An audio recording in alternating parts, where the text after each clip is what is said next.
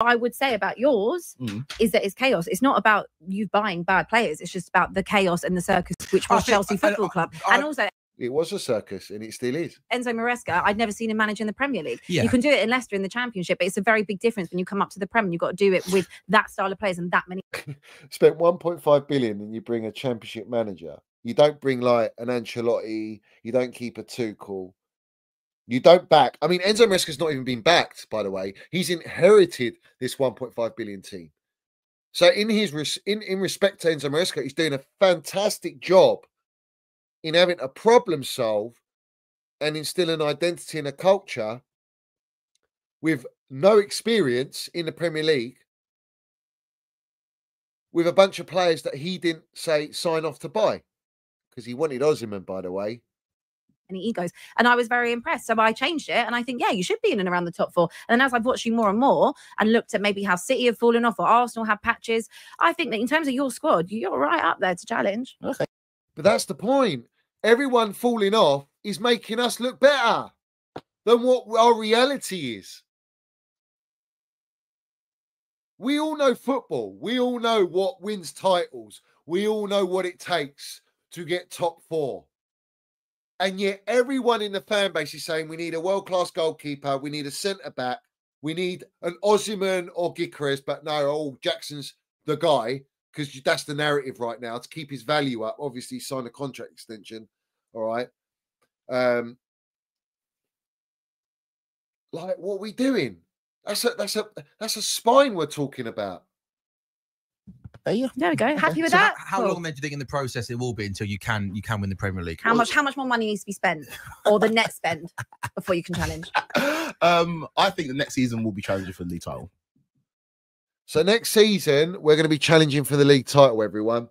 Next season. Now, what happens if you don't get top four this season? Do you still have that same energy? If we do get top four, absolutely right. I demand the Premier League next season. I've had to settle for just getting top four because I know the limits and the ceiling of this Chelsea team. Because I know what a 38-game season looks like. You're playing Conference League, FA Cups. We threw away Carabao Cup, obviously, to Newcastle.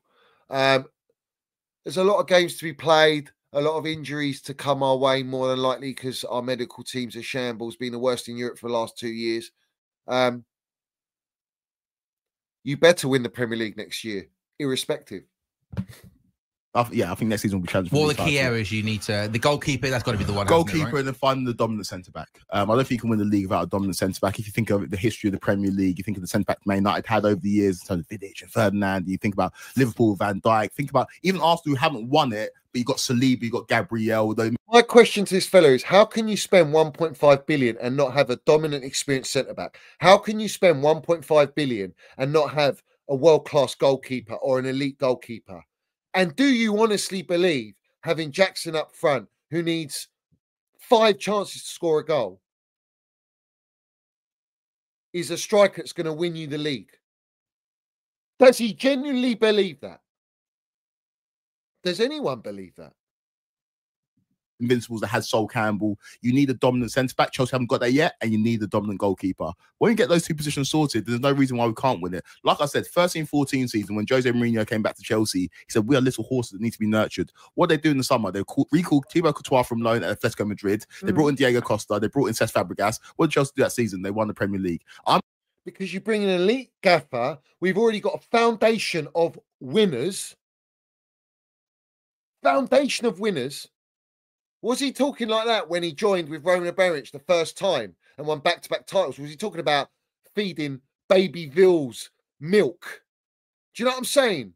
Is that what we're doing here? We're trying to use our GOAT Mourinho's narrative to back what is happening at Chelsea, to back a kindergarten FC model.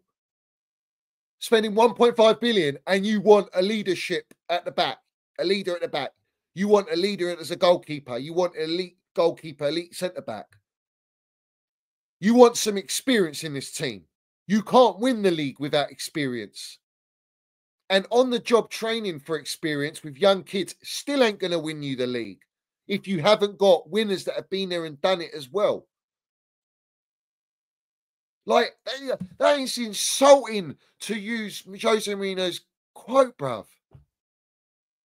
He ridiculed Arsenal and Arsene Wenger, especially in failure, for using a youth team and going with this youth policy and having top four as a trophy. He come back to Chelsea to restructure and get us back to where we should be, and he done that instantly straight after. And that's the point. He brought in proper players, bruv. I'm not going to sit here and lie about Chelsea's squad or where we're at because I'm a fan. I'm going to give you the honest truth. But you have been. You're saying we're in a race at the moment for the title. I think we can finish second this season, and next year expect us to. And he's saying we can finish second with this squad. What fucking... Someone explain to me what team with a